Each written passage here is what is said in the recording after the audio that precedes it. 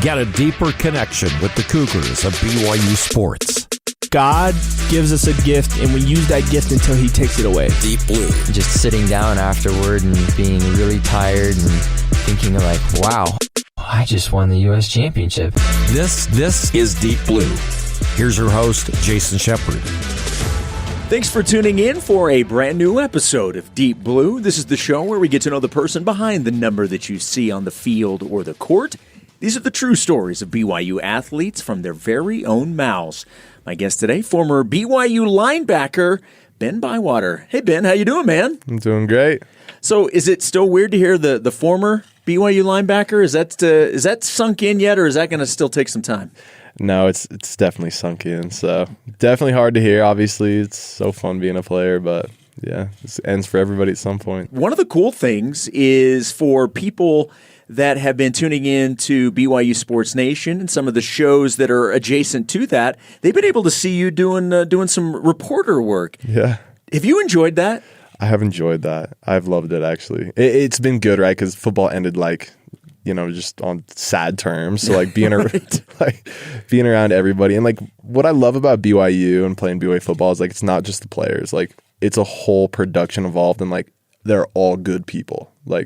Everyone on that BYU Sports Nation team is so cool. So love doing that. Love hanging with people, connecting with the fans. It's a dream come true. So it's been awesome. I know I have told you this in previous interviews. I'm sure I'm not the only one that has told you this, but you're also very good at it. You are a really good person to interview because of your energy and how into you paid attention. It was noticeable. You came across really good on camera. So is it something that you thought maybe you would have an opportunity to get into? How did that even come about? Yeah. I number one, appreciate you saying that. It means the world. I reached out to, I want to say Brett Pine after football ended. I'm like, hey, any opportunities just kind of with broadcasting media, would love that.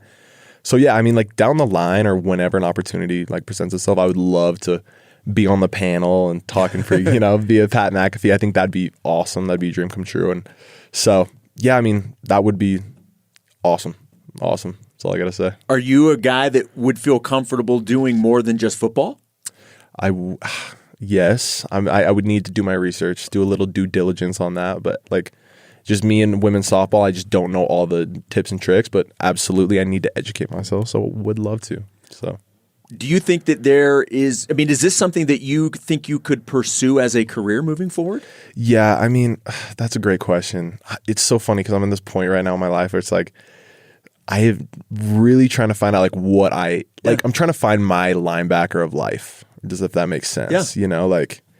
Worked a job just it just felt like I was playing receiver, I was it just wasn't me, and it was hard to be passionate about something that you don't feel is your thing. So I'm in this cool little limbo right now. It's kind of probably sounds corny, but I'm just trying to figure out, hey, what is my middle linebacker of life?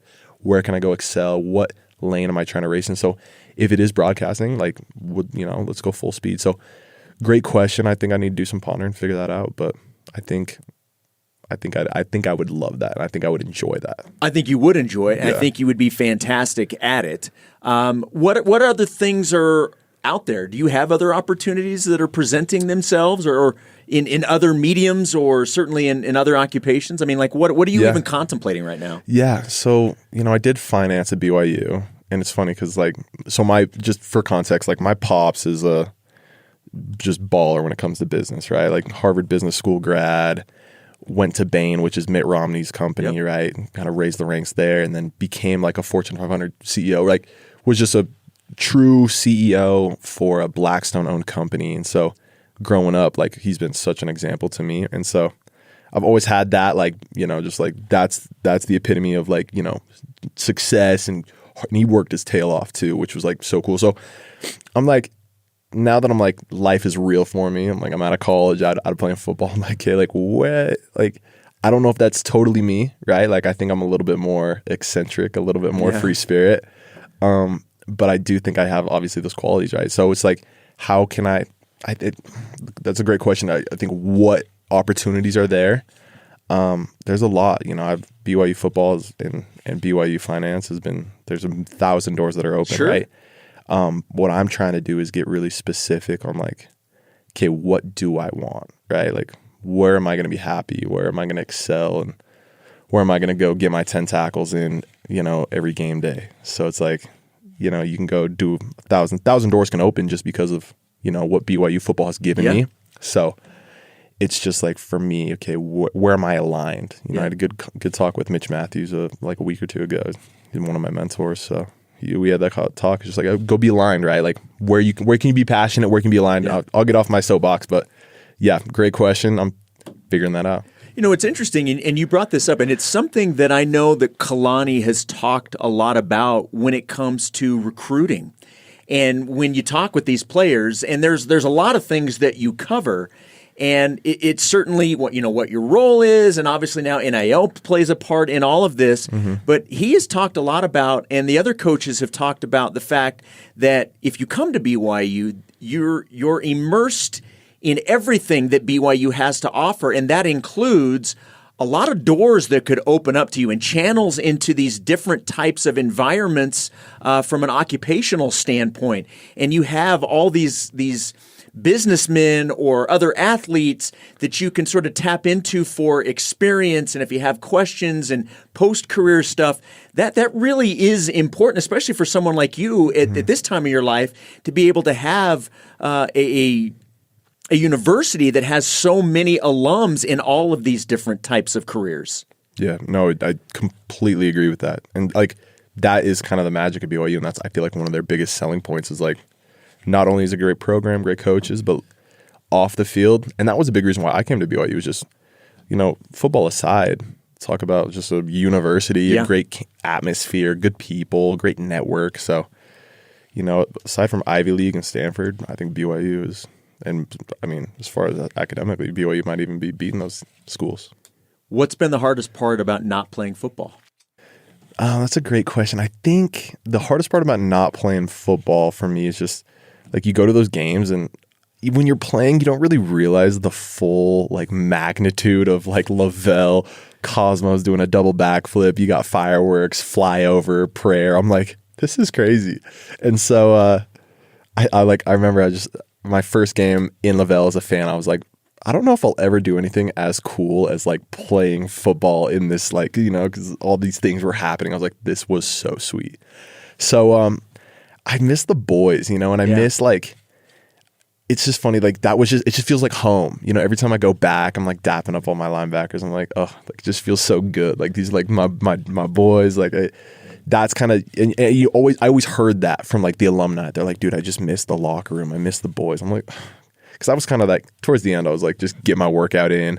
Then I was like, like I'd seen it all. Sure. I'm like ready to just go, like relax, lay down. But it's just funny, you get, life moves on. You're like, oh, I really do miss just like the grind with the boys, talking about like having to do prowlers or jumping in the cold tub. So, yeah, that's for sure the hardest part. Has it been, look, and I know that you're very happy for all of your teammates and all the success that they've had this year, but with this year playing out like it has and, being right there on the cusp of the college football playoff, was it hard to watch and not be a part of it, knowing the possibilities that were out there? Was that difficult? Even though knowing that you're so happy for your teammates? Totally.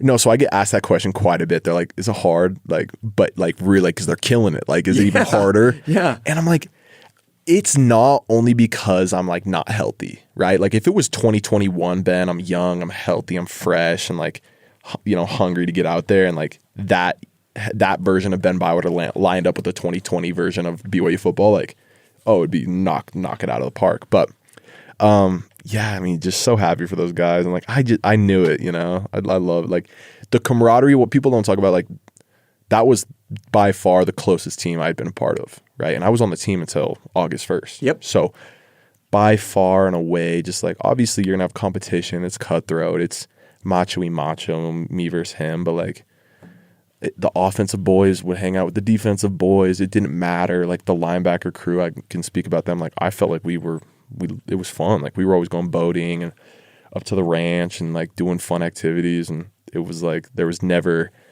it was very seamless, the love and the camaraderie. So and what the people talk about it, but that matters. Yeah. It really does. Well, and I think you're a perfect person to maybe answer this question because of what you just mentioned, that you were with this team right up until fall camp started. Yeah. And so, everybody, we talked so much going into, and I say we, meaning the media, we talked so much about what the preseason expectations were from the outside and the 4.2 or 4.5 wins and expectations being super low. And everybody at BYU is like, those are the outside expectations. Don't take it to mean that that's the way we feel in here. We know how good we can be. Yeah. So are you surprised by what this team's done? Because you saw this team in the offseason workouts. You saw what they were able to put together. And you talked about the closeness of this group. So did anything surprise you about this year? Or is this kind of what you thought this team could do? Oh, no, I was totally surprised. I mean, like when we were like 9-0, I was like, this is, or what are we, 8-0? 9-0. I was like, dude, this is crazy. But I say that like having been a part of the program for 5 seasons, like nobody really knows. Like I remember like in July, like you can be so confident, and then like football is like the game of the unknown. Like you go out there and like anything, like for example, what game was it when it hit Maury in the head or it hit Shmev in the head, the punt, Oh, it was Kansas, right? Like that's like we should have won that game. Yeah. But that happens. Like you never know. So for the ball to keep rolling our way, and like obviously we're good. You got to be good at like keep hanging those games. But the point I'm trying to make is I was part of the team for 5 years. And I remember like my first year, like all the seniors were so confident. It's July, like we're gonna kill it this year, and I think we won like 5 games. And I was like, ugh. But then 2020, it was like the expectations weren't as high, and we killed it. Right, went 11-1, was like ranked 8th. So, I do think for me, I guess the point I am trying to make is you never really know, but I did know we were going to be substantially better than last year. And then going 9-0 is like, that was so sweet. Yeah. That was awesome. Yeah. Well, and like we said, I mean, this is a team that had even bigger things possible, and obviously fell just a little bit short. But this team winning 10 regular season games and going to a bowl game, what an accomplishment! What an impressive year for this team, especially going into the year. Yeah. How everybody thought the year was going to go. It's just been such a blast to cover this team and be around it. It really has. So cool. And like, what a story, right? Yeah. Like all makes for a better story. And like being an underdog, projected to be last, to, barely missing the Big 12 championship. But man, I'm so proud of those guys. And honestly, Saturday night, it just looked like they're having so much fun. Yeah. Right. So that's what it's all about. Is at the end of the day, it's just football. Like the same sport you grew up when you were 8 years old. And so like, to have and it's harder, right? As you get old, you always hear this, but like as you get older, right, politics get involved, NIL's involved, to like there's just so many different things. So it's like just to see those guys smiling and celebrating with each other, like you can tell it's like genuine happiness. Like when Talon Alfrey returned that onside kickoff, like Ethan Slade was right there, just like so amped for him, And I'm like, those are 2 guys that played a ton last year, you know what I'm saying? This year hasn't gone like their way, right? And like for whatever reason, I think they're both studs, great football players, but just like for those guys that be fully bought in and celebrating, working hard, and like taking advantage of the opportunity when they get it, like, that was like my favorite part about Saturday night. All right, Ben, it's time for the cliche portion of the questions here that we ask to all former players. Do you have a moment, do you have a play, a game from your career that stands out? Because you were one of those guys that made a lot of plays, and you were one of the leaders on defense. And so there's probably a lot to choose from, but is there anything that stands out to you? Thank you. Yeah, I was a part of some really sweet wins. Like I got lucky. Like I was a part of some awesome games. I would say for me, early on, like I don't know if people remember, I was number 33 like my freshman year, and like I played a good amount. I was like braid my hair and stuff. It was fun. But I had a hit, like one of my obviously people like know my pick 6 in the SMU game, but I had a hit. Like I remember right before my freshman year, like I just come off surgery, and I was, I'm just in the pain cave in my mind. I'm like, okay, like I need to go out there and ball, and right, and it was fun, right? That pushed me to get on this field and start. But versus Utah in Lavelle, their running back, I remember all year, like, because as a backer, right, you have fears, right? Like game, you don't want to get juked. Like I would get run over all day before I got juked, right? I was like, I'll I'll take it on the chin, get run over, hold on to the legs, live to die another day. What I didn't want is their running back catching it on a swing route and me like, stopping my feet and getting juked. That was like my biggest fear all offseason. So we play Utah. It's like third quarter. Their running back runs a little swing route, catches the ball, and I'm in the open space, and like lo and behold, all my prep like came and I made a perfect hit, like smacked him, like didn't get juked at all, hit him, picked him up, like, sent him back. So for me, that was like just like I reaped what I sowed. So that was like probably one of my favorite moments. That moment, even though it's all split second, were you in the back of your mind, were you saying, don't let this greatest fear happen? Or was that not even in your thought process at the time?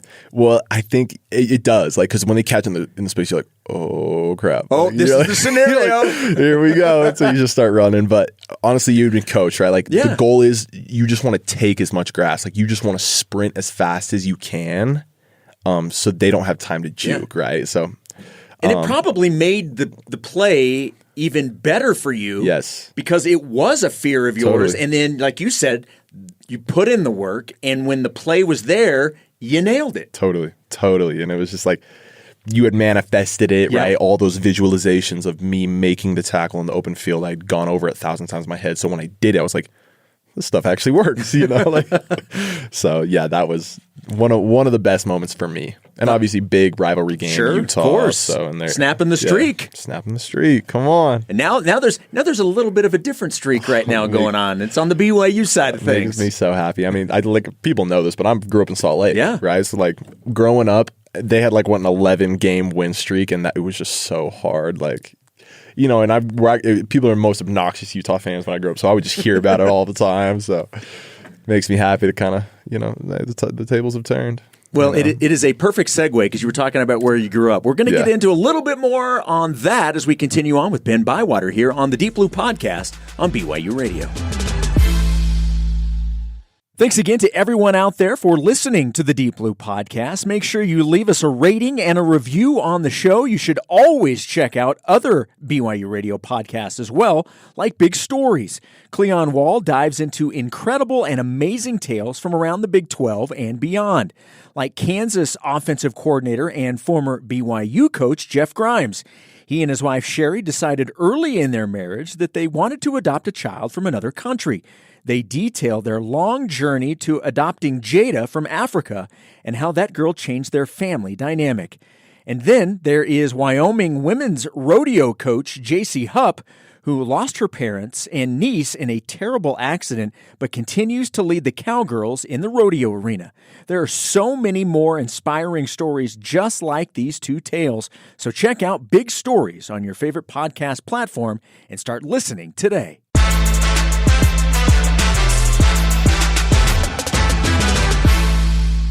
Welcome back to the Deep Blue Podcast here on BYU Radio. I'm your host, Jason Shepard. So happy to have my guest, BYU linebacker Ben Bywater, is joining me in studio today. And Ben, before the break, you talked about how you grew up in Salt Lake City.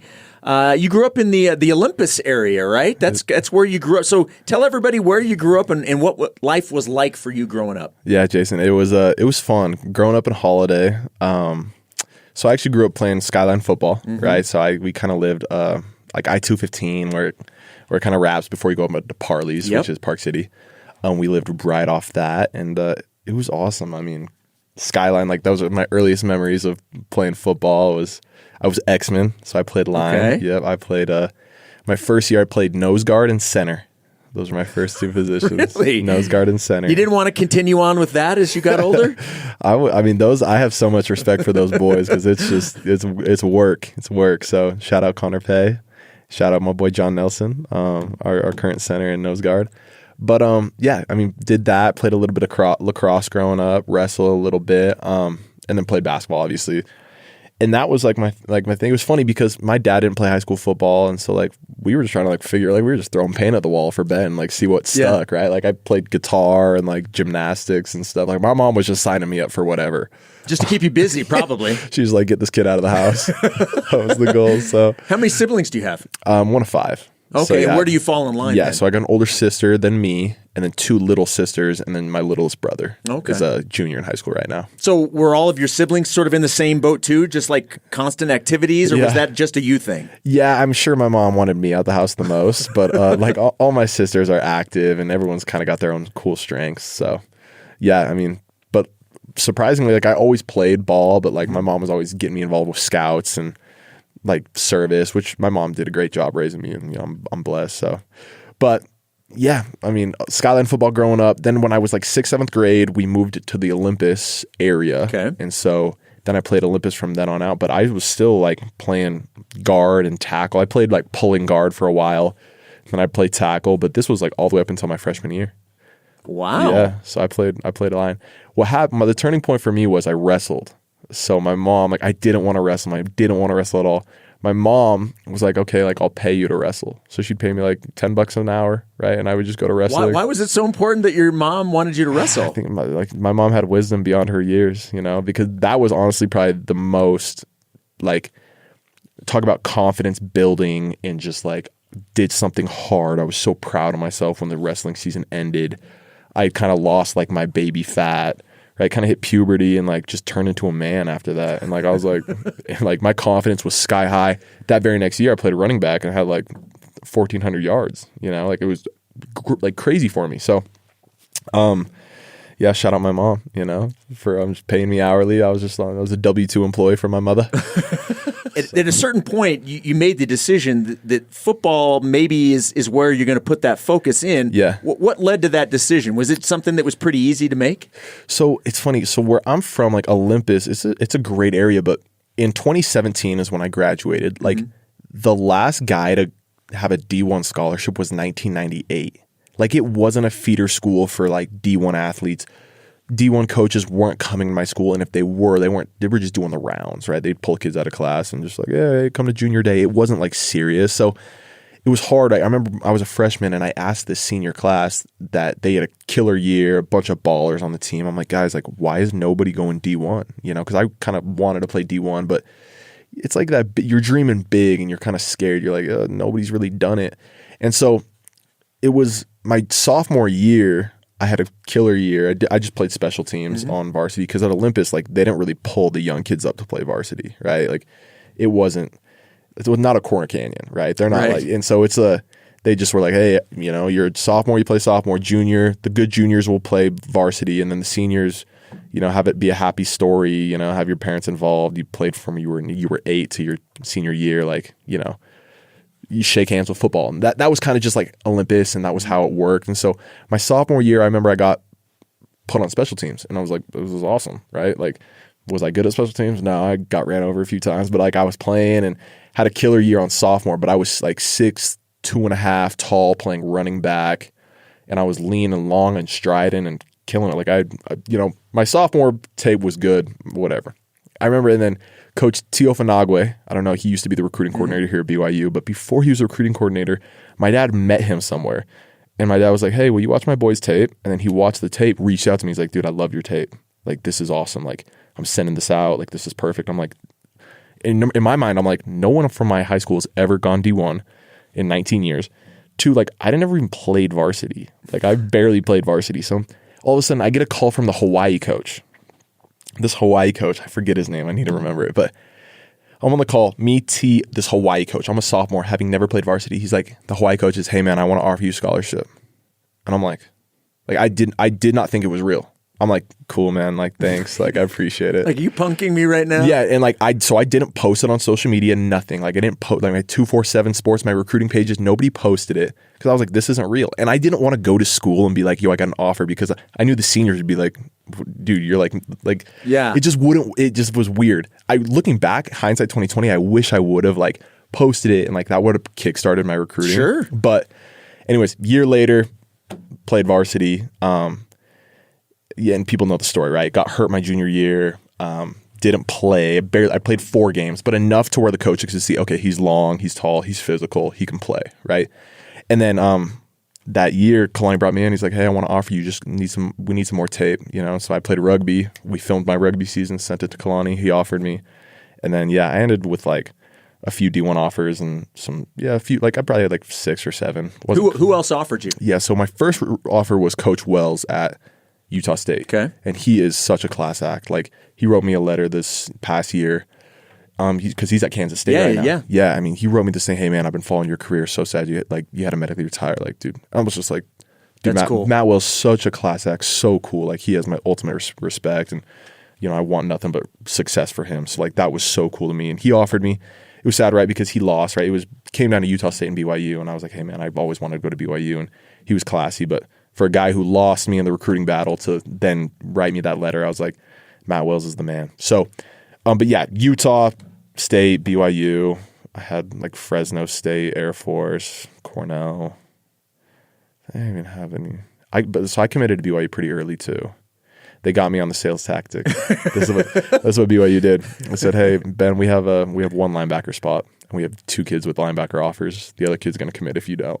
So I said, okay, I'm committing. Putting the pressure on. They put the pressure, and it worked. It did work, yeah. You know how it is, though. These recruits, like, you want to go play the game and post on your Twitter, which I get it. Yeah. So I wanted that, but I was like, I want BYU more, so I'm going to commit. Okay, so you had mentioned previously that, you know, that you, BYU fan growing up, knowing where you grew up, that is not a BYU area. That is a heavy Ute area. Totally. Where you live. So how did you grow up a BYU fan then? Yeah, so both my parents went to BYU. Okay. And that was just, that was it. It's just the true way. Just the true way. Both my parents went to BYU. So did you take heat for that, by the way, growing up where you did? Yeah, I did. Honestly, I hate to say this, but it hit a point where we had lost like 5 in a row, and it just I wasn't. It was a miserable existence for a while, for over a decade. Yeah, I wasn't. Let's just say I wasn't wearing BYU like apparel to school. I was just like, I was a closet BYU fan, but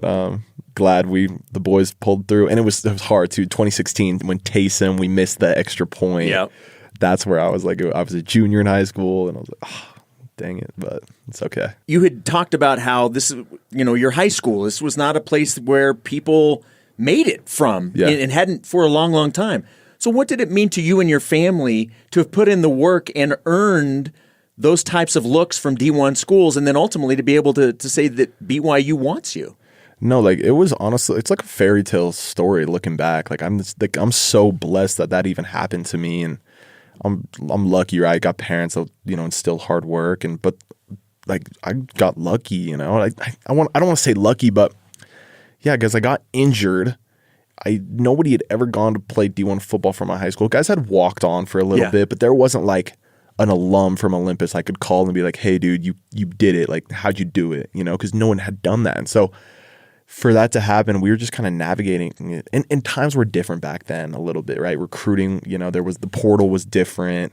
So there was 25 scholarships that would go out to high school kids. But my biggest thing was I'd go to these camps and like I just tried to make friends with everybody. It's just funny. It's funny. You go to these high school recruiting camps and it's all these, everyone's got this like mean mugging face. And I remember like Lavani Damuni up at the U, like I just tried to be friends with him. And he was so cool to me, and he was friends back, and he's like been one of my friends ever since. Same with Isaac Rex. Isaac was super cool to me, and so like we roomed freshman year. But man, it meant the world totally. I mean, it was such a fun ride. That's what was so fun about it. Like, it was, my whole family was involved, and what a cool, unique opportunity. And I can't say that enough. You know, I'm just blessed. I'm just lucky, and it was so sick. So it's awesome.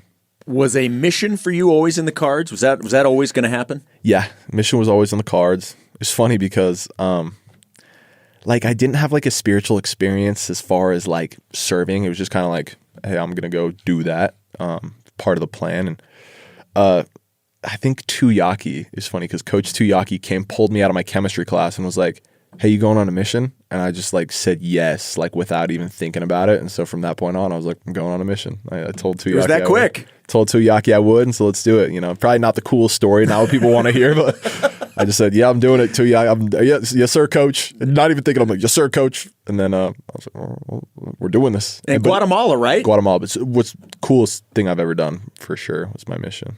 Well, and You had said on, I think it's on Crew Wakely's podcast, that that you said it was incredibly difficult in the beginning. You said specifically that it was like getting punched over and over again by Mike Tyson. like Totally. Take me through. I mean, for those that have served a mission, understand what you're talking about, whether it's stateside or outside the country. Talk to me about that experience and how that has shaped you to this day. Yeah. I mean, you probably had something similar, right? Like you're 18, you hadn't gone through any, I mean, I know it's different back for you. I mean, 19, but you're young. You haven't really done anything hard. Like my life has been so posh. Like I think it's hard. A girl broke up with me when I was like 15. I'm like, I'm so tough. But I get out there and it's just, I mean, for Guatemala, like for people that have been, like it's not the most like, it ain't Cancun, you know. It's right. not, So I get out there and I'm just like, I got to be out here for 2 years. Like I got to find a way. I got to find a way to do this. And just hard, right? Like you're isolated. That's what you don't realize is like time kind of just moves in a different realm out there. You're isolated. I'm learning a new language. And like my first area too, there was no, like people think Guatemala, they're like, oh, you're just baptizing everybody. It's just, that wasn't the case. Maybe in 1975 you were, but my first area, like we barely baptized. I mean, I'm on my soapbox. People go to Europe and don't have a baptism their whole year, but we had one baptism in my first 7 months, right? And I was expecting to have, 10 like every weekend. 10 a week. I'm like, hey, don't empty the font, guys. We're gonna be back here next week. That was like my plan. So I get out there and it was just we're walking 8 miles a day. I can't learn the language. I don't understand anybody. I'm like in my mind, I'm just dealing with anxiety. I've never had anxiety before. And I'm like, you had heard about anxiety and people coming home for that. And I was like, oh, like, no, I didn't believe in it. I'm like, oh, it's real. It's real. It is so real. So real. And so like that was, and I'm grateful for it because that's when I realized like I have OCD and anxiety. Like I do, and when something's really important to me, that's when it heightens. And so I'm grateful for my mission because it really like kind of helped me figure out, hey, these are my things. Like everyone has something, like that's my thing. And so, it's been so good, right? Like as stressful situations in my life have come since, like I've been able to navigate it and be like, okay, hey, this is just, it's just my intrusive thoughts talking or whatever. So, but yeah, I mean, it was like getting hit by a semi-truck going 75 miles an hour. It was so good for me though, because I needed it, learned how to be resilient, learned how to bounce back, learned how to have hard conversations. And really just my confidence after those 2 years was sky high, just as far as like, I can do anything in this world. And what a cool thing for me to just go out and you're 18, you're trying to figure out, you're living selflessly for obviously Jesus Christ. So what a cool thing. And I'm so grateful I did it. Continuing on with that line of thought there, how much of the difficulties that you went through and learning to navigate those difficulties, how much did that help you down the road when, in 2023, you get injured at Kansas, and then ultimately it sort of sets off this chain reaction that ultimately you have to leave the game of football. I mean, have you reflected back on some of those times that's kind of helped you today?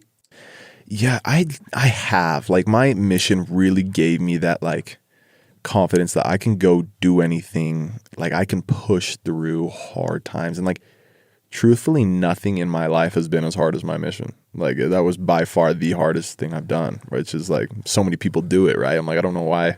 Some people I feel like it's easy for them. But for me, for some reason, having to deal with authority, having to obey a certain set of rules, like if you know me, that's just not the most, like I like to do my own thing. Yeah. And obviously I'm, in the right way. But yeah, like you bring up a great point, Jason. It's like, I feel like I've been so blessed and had so many cool things in my life, but I've also like had some pretty hard things happen. I've like had some things not go my way, football abruptly ending, but like, I think I said this when I retired, like you can cry because it's over and like you think, woe is me. Like, I'm like, that was sweet. That was awesome. Like it was going to come to an end at some point. Obviously I wanted to take my shot at the NFL and like figure that out. And so, or just at least like have an opportunity, say I did it, say I made it. And that didn't happen, but that's all right. So you're so right. I'm sure you feel the same way, but like, and it's hard though. You can't really prepare for those trials. You really can't. It's like, you think you're all tough. Yeah. You think, well, I mean, like you try and go callous the mind, right? Run 5 miles or go lift hard. And I those do prepare you. But even when you are back against the wall, lowest of lows, like it's hard no matter what, no matter how much you are prepped. Yep, 100%. Yeah, 100%. And it's so with my football duties on the radio for road games, most of the time I'm back here, actually in this very studio, doing pregame, halftime, postgame. Cool. But it just so happens that the Kansas game, because that was our first Big 12 game, I'm like, I'm not missing this. So I was out in Lawrence in the press box for that game. So I was at the stadium in that game when you got hurt. It looked real serious when it happened. How serious did you know it was at the time? So it's funny. So what happened was the week before we played Arkansas, KJ Jefferson, I went on, like I blitzed the I don't know if people, like I blitzed the quarterback and I slipped off a tackle when I should, like I had him wrapped up for a sack. He's a big boy. I should have sacked him, whatever. But I slipped off of him and my elbow hit the ground and I felt my shoulder sublex. Like I felt it come out of pocket. Yeah. But it's hard. So when your shoulder sublexes and it like, I don't even know if I'm saying that right, but when it comes out, like usually there's like a stinger sensation, right? It's like, it's nervy and it's like, and I didn't have that. I just felt it slip. So I'm like, okay, like I torn my left one twice. Yeah. I'm like scared. So, and I'm trying to go to the NFL at this point. I have an agent. I'm like talking to teams every week. Like they're like, hey, I'm on track, like to be, what my projected pick or where I was going to go, or, I'm just hearing good feedback is what I'll say. Like, I'm like, everyone's giving me good feedback. I'm on track. Just stay healthy. So that happens versus Arkansas. And I'm like, oh, so I don't want it on my record. And I know if I go into BYU, if I go into the training room and put it, they're going to put it on my record. And then I'm going to have to explain to NFL teams like, hey, he has another shoulder injury. So I'm like, I'm there going to family friends in Salt Lake that are chiropractors and doctors. I'm like having them look at me so it's off the record. And I bought this sling and I'm keeping it really hush about my shoulder. But the coaches, Jay knew something was up.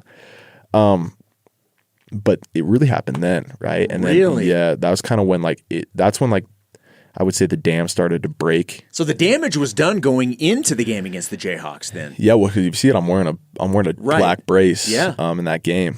Yeah, so it happened then, and then I took some big hits throughout the game that I was like, oof, like that's a big hit. And then the hit when it happened, it was not like a massive hit. Like it's like he's running and I have my arm out like this and he hits it. But I think that was just like the last straw. Well, and I think we were all reacting to watching you after the fact, seeing how, it was obvious that you had just gotten hurt. Yeah. And I think that's probably where we all reacted, because anytime somebody has a shoulder injury, anything like that, you have that arm that just kind of hangs there. Yeah. And so I think that's what everybody reacted to.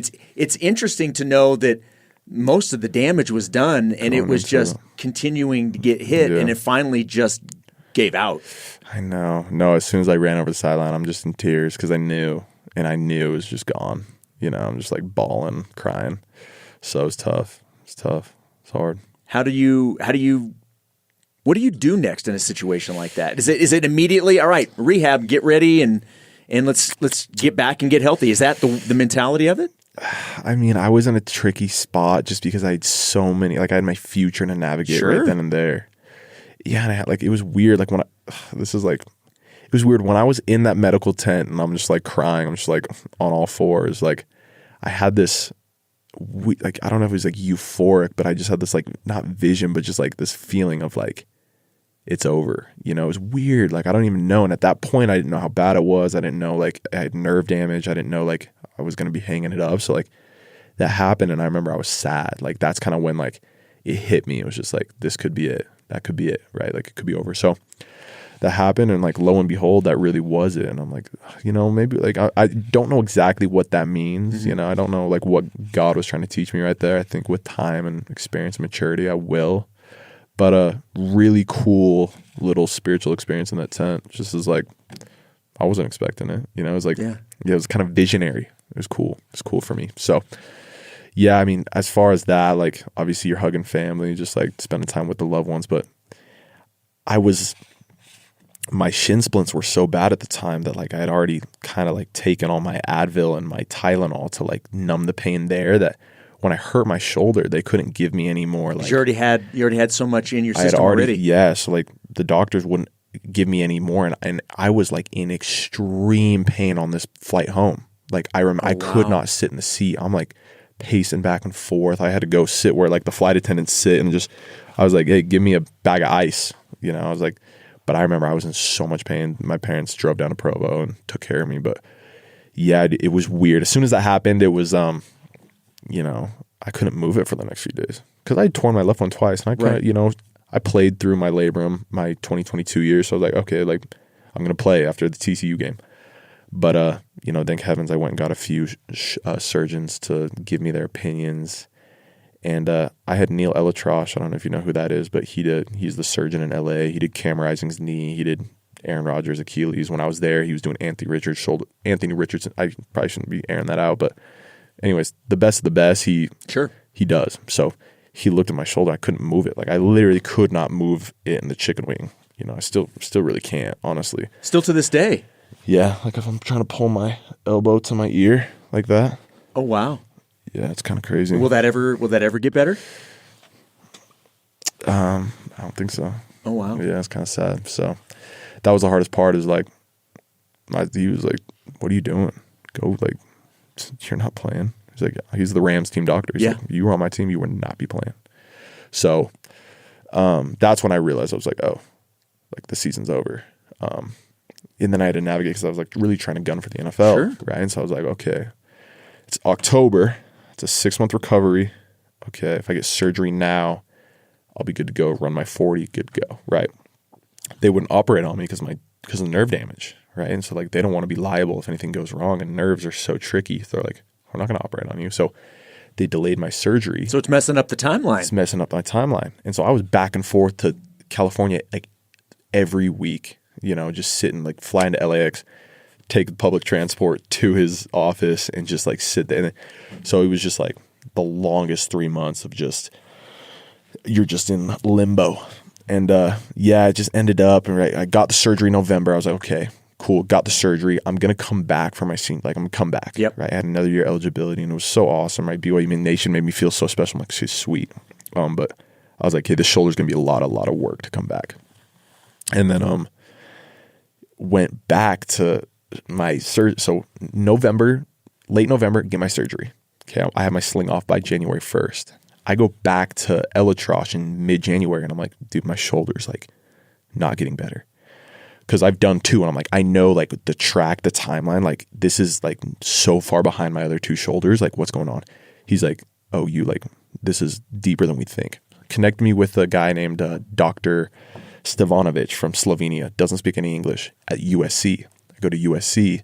He's like, yeah, we're going to operate on this. We book a surgery on like a week later. So like February 8th, go in, they slice the back of my shoulder open, pull my nerve out. They stimulate it, try to get it to wake up, and it's not waking. Like I wake up from surgery. He looks at me. He's like, if this doesn't wake up by July, it never will.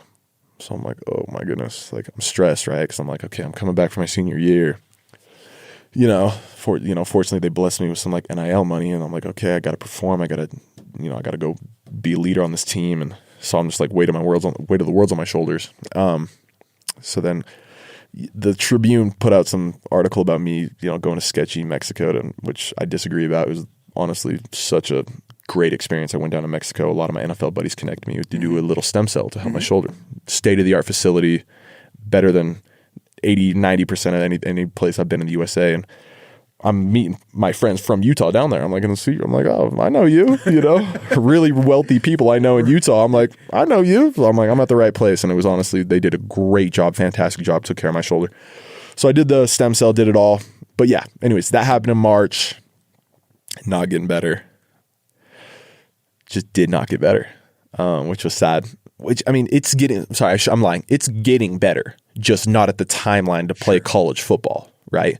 And so it's like when you have a light switch, you have a light switch, right? And the cord's on the wall. It's like if you cut that cord, you flip that light switch, the light's not going to turn on, right? So that's kind of where I'm at with my brain and my shoulder, and then the nerve connecting those two. It's like it's damaged, and so my brain is not able to send those signals to my shoulder for like bro science, right? The hypertrophy, like there's so much atrophy in my arm that even when I do the hypertrophy, the mind muscle connection isn't that strong because of that nerve. So there's denervation in that shoulder. So it's like if you don't water a plant enough, the plant's going to die. You know, if you don't get enough connection with that shoulder, that muscle starts to die. And so that's where the atrophy comes in, right? Like, so it's getting better though, little by little. Feels much better today than it did 6 months ago. And hopefully 6 months from today, I'll be in great shape. But yeah, it's kind of crazy. I can't lift it up like that in a chicken wing. Wow. So it's hard, but good.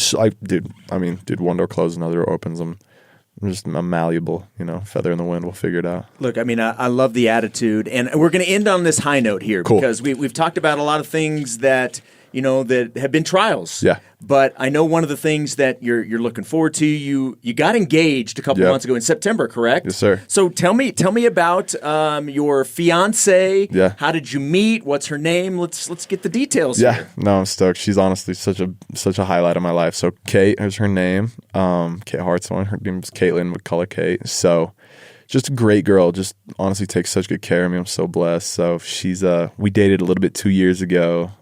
So yeah, we've definitely pulled the trigger fast here. It's kind of our third time around, but yeah, we've been doing the loop-de-loop. But honestly, like no girl better for me. Like just so awesome. I could not be more stoked. So yeah, that's kind of just the next chapter, and she's made it super easy, right? The transition. So man, I'm blessed. Can't complain. Well, it's that positive attitude that's going to continue to make you successful in whatever you choose to do. Ben, this has been awesome. I always loved interviewing you, even if it was a lot shorter than what we did today. I could tell that you were made for stuff like this. There is a career out there for you if this is something that you want to look into even more. So I certainly hope you will at least give it a look, because you're very good at this. Jason, means the world. Thank you so much. You've been nothing but supportive. I remember you were actually, I think one of my very first interviews. Really? In the second floor of the SAB. So you've been nothing but supportive. So thank you. Yeah, well, thank you, and thanks for doing this. It was great to talk to you. I know people that are listening to this, they'll be able to get something out of this. The resilience that you've shown and the attitude that you have through a lot of ups and downs in your football playing career. So thank you so much for coming in and doing this today. I really do appreciate it. No, thank you. All right. Thanks once again to my guest, Ben Bywater. My name is Jason Shepard. Josh Bergstrom and Ben Hall produced this episode. Deep Blue senior producer is Cleon Wall. You can download and subscribe to Deep Blue on all podcast platforms or find all episodes on the BYU Radio app. Deep Blue is a production of BYU Radio.